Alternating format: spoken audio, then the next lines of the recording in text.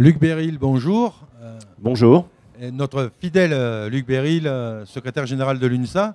Ce matin, vous avez participé à un débat sur la réforme probable du Code du travail. Ou faut-il encore réformer le Code du travail avec Alain Vidalis, qui fait partie de l'équipe de campagne de François Hollande, et Jean-Frédéric Poisson, secrétaire national de l'UMP, en charge du travail et de l'emploi. On a entendu le président de la République, j'allais dire, aller plus vite que ce que le Parlement voudrait faire en nous proposant de passer par l'accord d'entreprise qui prévaudrait sur le Code du travail pour plus de flexibilité, plus de compétitivité. Est-ce que ceci n'était pas déjà possible avec l'inversion de la hiérarchie des normes permise par les lois Fillon? Alors effectivement, en matière de temps de travail et d'aménagement du temps de travail, les lois Fillon et en particulier la loi d'août 2008, avec les amendements qui ont été introduits, permettaient que l'accord d'entreprise prenne le pas sur la convention collective. Mais là, on irait encore plus loin avec ces accords compétitivité-emploi, puisqu'on s'attaquerait pas simplement à l'organisation du travail et au temps de travail, ce qui est déjà possible, mais on rajouterait la question de la rémunération des salariés. Jusqu'à présent, ce sont des éléments essentiels du contrat individuel de travail, et ça signifierait qu'on n'aurait plus à demander son avis individuellement aux salariés, à lui faire signer éventuellement un avenant à son contrat de travail, qu'il peut éventuellement contester, mais un accord d'entreprise s'imposerait obligatoirement et vaudrait modification automatique du contrat individuel de travail. Donc ce serait véritablement un pas nouveau franchi dans le détricotage de la protection collective des salariés. Alors moi j'allais dire, j'ai une double question. Donc le président de la République a la volonté que ces accords soient négociés avec les partenaires sociaux dans les entreprises dans les 2 mois. Très bien, quand il y a des partenaires sociaux. Mais dans les entreprises de moins de 10, où il n'y a pas de représentants du personnel, comment ça pourrait se passer?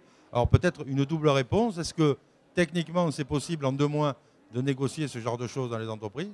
Et est-ce qu'il va y avoir une démarche unilatérale des employeurs dans les entreprises de moins de 10? Alors, techniquement, on peut faire comme on avait fait au moment de l'aménagement du temps de travail, mais sur le fond quand même, on va beaucoup plus vite que la musique. Là, on touche à des questions qui sont des questions fondamentales, et en particulier dans les petites entreprises, où dans beaucoup de petites entreprises, il n'y a pas de représentation syndicale, et très souvent d'ailleurs, la convention collective est l'élément constitutif qui permet aux salariés d'avoir des droits. Donc il faut véritablement y faire très attention. C'est pour ça qu'au niveau de l'UNSA, nous sommes plus que réservés, même opposés en tout cas à ces mesures de détricotage, parce qu'on affaiblirait considérablement les droits des salariés, et singulièrement ceux des petites entreprises où il y a très peu de protection collective et où l'essentiel repose en fait sur la convention collective. Alors j'imagine que dans les prochaines réunions que vous allez avoir à l'UNSA, il va y avoir des débats sur l'attitude à avoir dans les entreprises. Quels vont être, j'allais dire, les conseils que vous pourriez donner à vos délégués dans les entreprises, qui sont aujourd'hui représentatifs de plus en plus d'ailleurs, élus de plus en plus dans des comités d'entreprise au premier tour, et plus largement aux autres salariés qui ne sont peut-être pas syndiqués, ou à ceux qui ne sont pas syndiqués à l'UNSA? Alors d'abord, il y a 2 choses. Les accords compétitivité-emploi dont a parlé le président de la République, ce n'est pas encore une réalité. On en est à une lettre qui est partie du Premier ministre et qui fait injonction d'ailleurs, c'est une singulière méthode aux partenaires sociaux, de trouver un accord dans les 2 mois qui viennent. Dans les 2 mois qui viennent, je pense que nous serons à quelques jours du premier tour de l'élection présidentielle. On peut s'interroger sur le côté extrêmement politicien de cette proposition. Mais plus sérieusement, il nous semble qu'il faut en tout cas que les organisations syndicales au plan national se voient. Nous avons proposé qu'une intersyndicale puisse se réunir pour essayer de discuter ensemble, parce que les questions qui sont posées là vont bien au-delà de ce qui se passera dans chaque entreprise, mais touchent à l'équilibre général du Code du travail. Quant aux entreprises où se posent des problèmes d'emploi, il y en a beaucoup malheureusement, les syndicats UNSA, mais les autres syndicats aussi, y sont confrontés.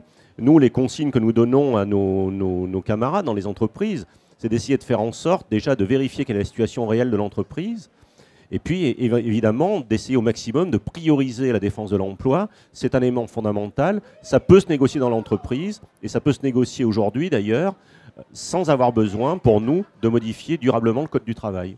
Donc pour vous, pas de blocage intempestif dans les entreprises si l'employeur prend l'initiative de ce genre de renégociation. En revanche, de collaborer à ce genre de choses ou pas? Pour nous, si vous voulez, le dialogue se mène dans l'entreprise et d'abord avec les salariés.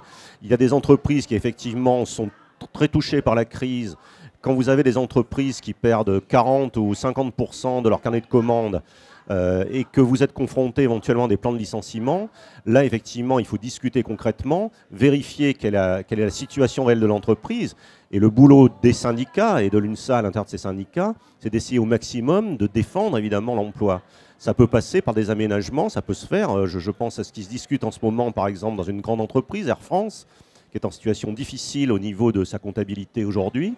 Mais ça fait partie, je pense, du travail normal des syndicats. Tout n'est pas acceptable, mais c'est l'enjeu d'une négociation. S'il y a des contreparties, en tout cas, il faut qu'elles soient strictement normées sur le maintien effectif de l'emploi et qu'on ait des garanties qui nous soient données. Mais ce que propose Nicolas Sarkozy est d'une autre nature. On n'est pas une négociation au cas par cas dans une situation qui peut être momentanément très difficile, effectivement. On serait dans un détricotage du code du travail. Et là, c'est une mesure qui serait beaucoup plus structurelle. Depuis 5 ou 6 ans que nous faisons des débats ici sur les salons CE, j'ai l'impression que détricotage du code du travail est la chose que j'ai le plus entendue. Est-ce que vous ne pensez pas que le détricotage a commencé bien avant le sommet social et bien avant l'intervention du président de la République dimanche ? Bon, bien sûr, ça a déjà commencé sur ce qu'on appelle l'inversion des normes, hein, c'est-à-dire que l'idée que la norme sociale devrait être produite dans l'entreprise, c'est une vieille revendication en particulier du MEDEF, qui la met en avant depuis bien longtemps et bien avant que n'existe la crise que nous connaissons aujourd'hui. Donc je crois que derrière ces questions, il y a des conceptions de fonctionnement de société, des fonctionnements de démocratie sociale, sur lesquels le camp syndical, dont l'UNSA fait partie, a toujours cherché à maintenir un niveau de protection aux salariés qui soit quand même un niveau plutôt descendant, c'est-à-dire qu'il faut essayer de faire en sorte qu'on ait des garanties collectives, qu'ensuite on adapte les choses dans le concret des entreprises, dans le concret des branches, c'est indispensable, mais dans le cadre de normes qui doivent quand même protéger tout le monde et réguler le marché du travail. Et je dirais aussi réguler la concurrence inter-entreprise.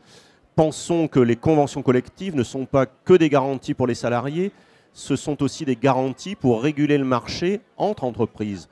Le dumping social dans une même branche entre entreprises qui se ferait sur un moins 10 ans, le moins de salaire, les pires conditions de travail, ça voudrait dire que beaucoup d'entreprises mettraient la clé sous la porte. Donc faisons attention quand même aux logiques dans lesquelles on pourrait rentrer.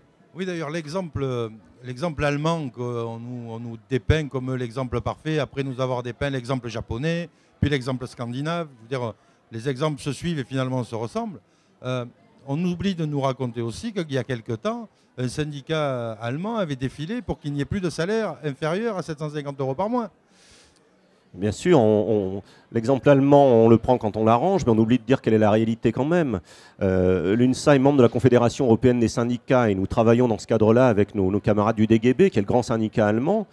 Et très récemment encore, on les rencontrait et ils nous expliquaient que près de 60% des salariés allemands ne sont pas couverts par des conventions collectives. Ce qui veut dire que dans toute une série d'endroits, il n'y a aucun minima salarial. On oublie de dire que comment, par exemple, la prospérité allemande qu'on met en avant, c'est beaucoup bâti sur une politique de restriction salariale, avec un développement considérable de la précarité. On oublie de parler de ce qu'on appelle les mini-jobs. Hein. Les mini-jobs, ce sont des emplois dans lesquels on est payé de l'ordre de 300 € par mois, parfois moins. C'est les jobs, ce qu'ils appellent les Eurojobs. Les jobs. Alors vous avez même des endroits dans lesquels on touche 1 € de l'heure. Donc, et ce dont je parle là, ce ne sont pas des cas isolés. Ce sont près de 3 millions de salariés en Allemagne qui sont au niveau du seuil de pauvreté ou en dessous. On oublie de parler de tout ça. Et justement, nos camarades du GB allemand, par exemple, mènent des campagnes très actives en ce moment pour essayer d'obtenir l'existence de salaires minimums qui soient garantis et qui évitent cette compétition entre salariés sur un fond de dumping social et qui ouvre la voie complète à une concurrence, certes, mais qui est une concurrence totalement inégale sur lequel finalement on ferait les marchés sur le dos des salariés. Donc voilà, hein, vous entendez parler de l'exemple allemand régulièrement, renseignez-vous plus et quelquefois il peut y avoir des exemples qui ne sont pas des exemples à suivre. Luc Beryl, merci de votre fidélité à Salon CE, puisque pas une édition manquée depuis votre arrivée à la tête de l'UNSA. Et donc à très très vite, à la prochaine édition, et puis sur la web télé d'ici quelques heures. Avec plaisir.